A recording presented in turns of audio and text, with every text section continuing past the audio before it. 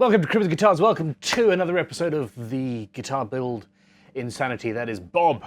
Okay, BoB1 at the very least, because I'm planning on making more of these.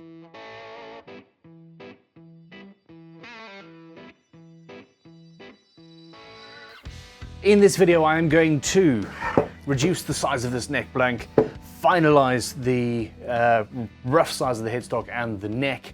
I'm going to cut the excess away and check to see if that actually bends in the way that I'm hoping to, because this is an insanely never done before process on a guitar. And I'm going to glue the fretboard down. So without further ado, with further ado, don't forget, if you're watching this live as we're releasing them, you stand a chance of winning this guitar. Check out the links below. We're giving it away at CrowBuilds.com, so follow that link. I want to run straight to the bandsaw, but I can't. Pencil. Now, we have a fretboard. Fretboard comes later. Now, the headstock is going to be strange.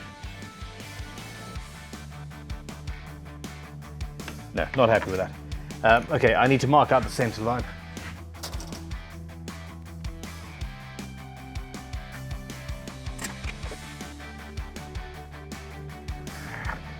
So that's the section we're keeping.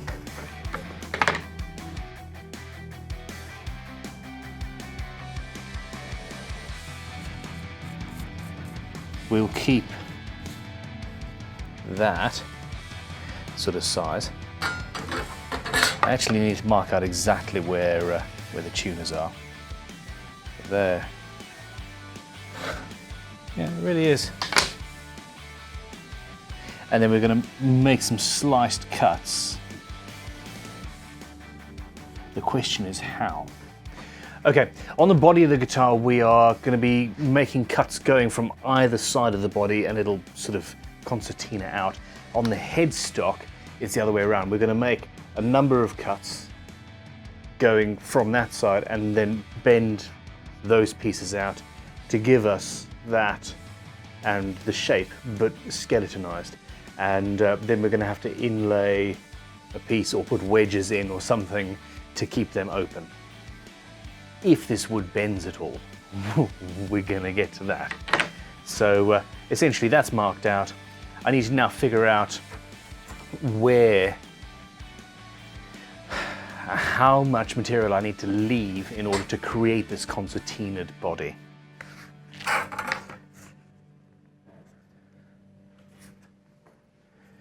Okay,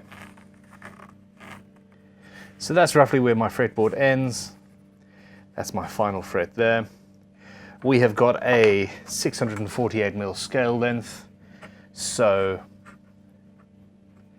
my bridge is very roughly there.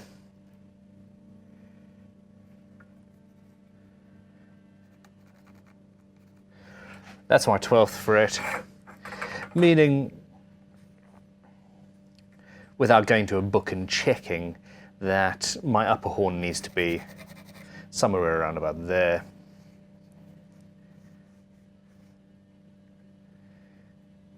Yeah, and my lower horn somewhere around about there, really.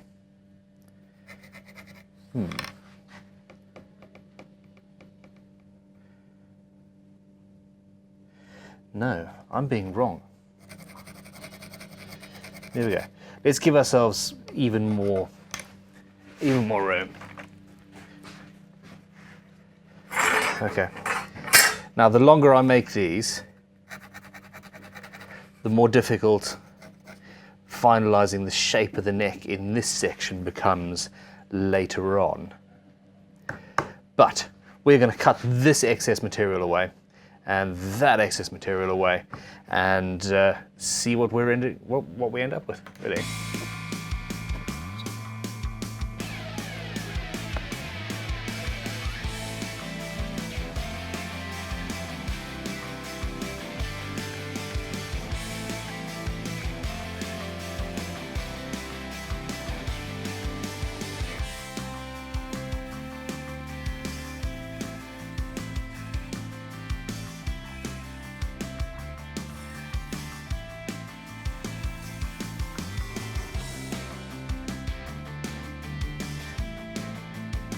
I've got some offcuts here.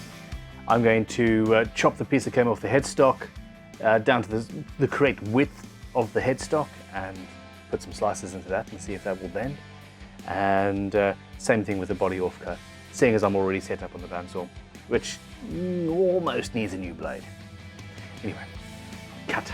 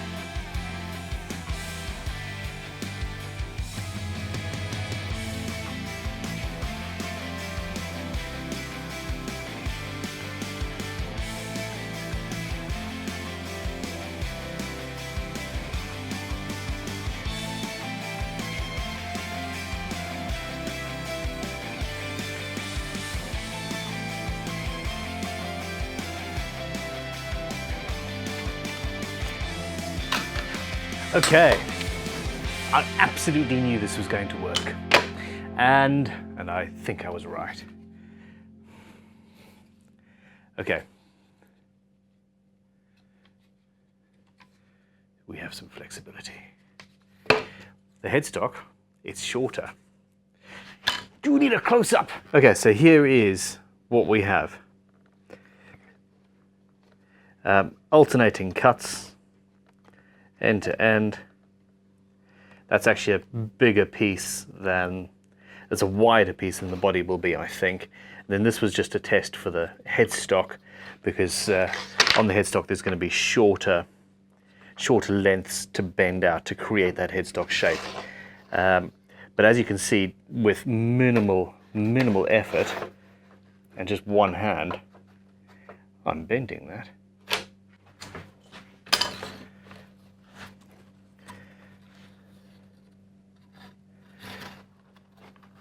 I wasn't worried. I wasn't worried at all. Okay, hold on. I need something to wedge this. I had wedges. I have wedges.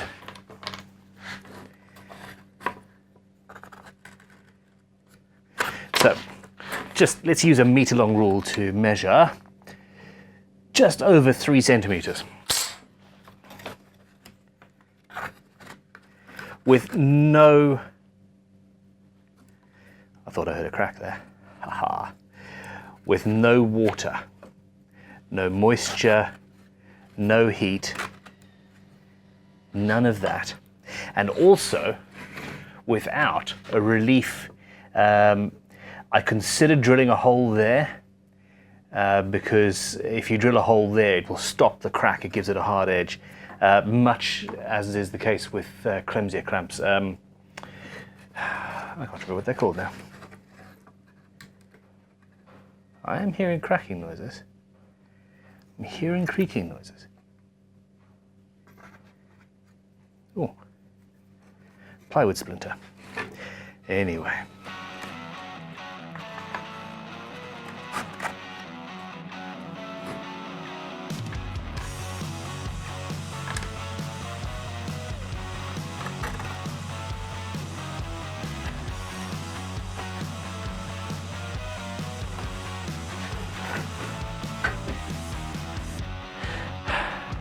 There we go. What do you think? We have some shape here. We have some shape there. Obviously I could cut like that to give a body shape. When I'm doing the upper horn, I'll make this cut shorter and longer to give the upper horn type shape, although that would be that way around. The whole thing just works. And I freehanded this. You can see there's a variation in width of wood there and there. But, I need to double check the setup on the bandsaw actually. Ooh. Headstock. So this, I think this one's going to need, yeah. This is going to have to be steamed and damp and wet.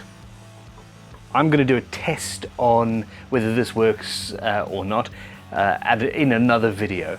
But what I'm planning on doing is soaking that little piece of wood in some water, or at least the area where I'm going to bend, and then I'll use a small hot air gun to warm it up to basically steam bend it, because the internal lines I won't be able to bend on a traditional side bending iron, because I won't be able to get to it because there's other stuff in the way.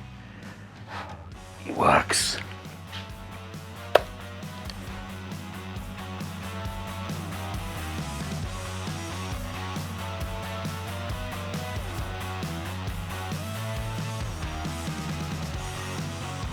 I should never stop filming. This thing should not be turned off at any point ever whatsoever, period.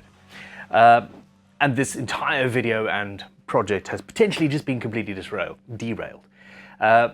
So I went into the office, decided to show the fantastic test off to everybody, and they say, hey, woohoo, it worked, awesome, awesome, awesome. Something was thrown at me, deservedly so. I used the piece to protect myself, and it snapped it off. Okay, so yes, it was only something small, and you know, things get through all the time. It's a guitar business after all. So what? See what I mean? Film all the time. So what happened is there is short grain at the end, and it is a problem, and this is a little bit delicate. Now, let me show you what I mean. There you go. You can hear it cracking. Aha! So that went fairly easily. Okay. Now, but this is good. So anyway, I'm not going to do all those things I said at the beginning of the video. I'm going to play around with this test. What I want to do is drill a hole here and insert a piece of steel, a steel tube, and see what that does. I've considered other things, binding around this joint with fine electrum wire sort of stuff. Could look really cool. We could even drill holes through the side and actually sew it together using copper wire, which for some reason excites me. But it wouldn't look like what I want this guitar to look like, so that's going to be avoided. Now, at this point, there is something that obviously I've got these wedges here. I have a plan in the back of my mind for how I'm going to hold this whole thing together, and it doesn't involve wedges of plywood. That is for another video. It's going to look amazing. It's going to make the whole thing stable and strong, but I can't have it falling apart before those parts are made and done. So, onwards and upwards. I'm going to drill a hole.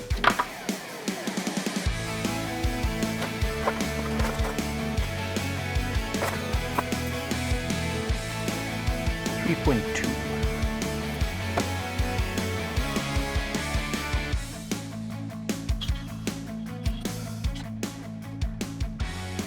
Okay, when I get to the final build, if this is the way that we're going to go, which is in doubt, I will drill the hole before I make the cut.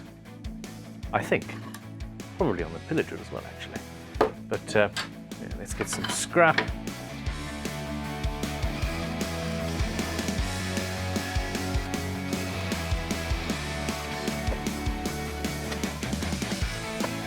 Okay. So, 3.2mm tube. This is steel. Now what this should do is stop the short grain. It stops that cut being so directional. What it doesn't stop is the short grain I've got in everywhere else, and that's actually what worries me. Where it broke on this piece was actually at the end of the cut, and where it broke on this piece was at the end of the cut. So hopefully this will sort that out. Okay, so little piece of steel, some super glue.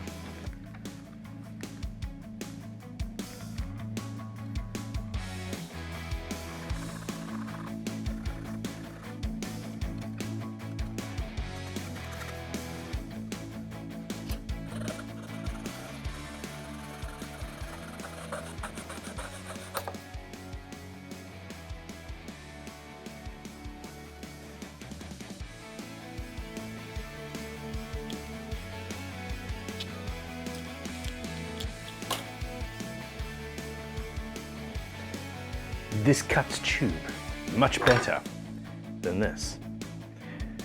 Blades are a little bit more delicate.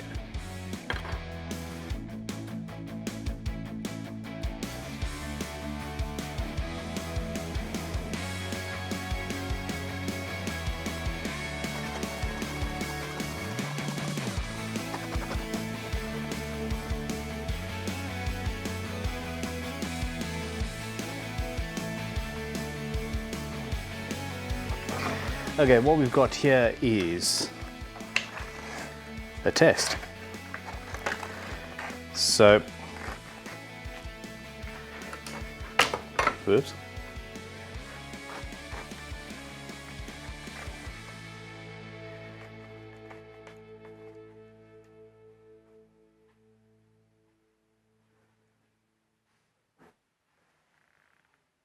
I'm hearing creaking. There we go. So that didn't help. I don't know what I'm going to do now. Cry? Hide in a corner?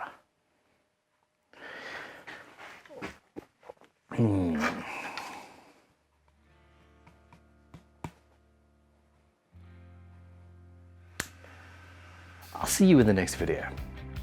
Click like, subscribe. If you still want to, you can enter into a competition to win this guitar. It's gonna work. In the next video, I solve this problem. I hope.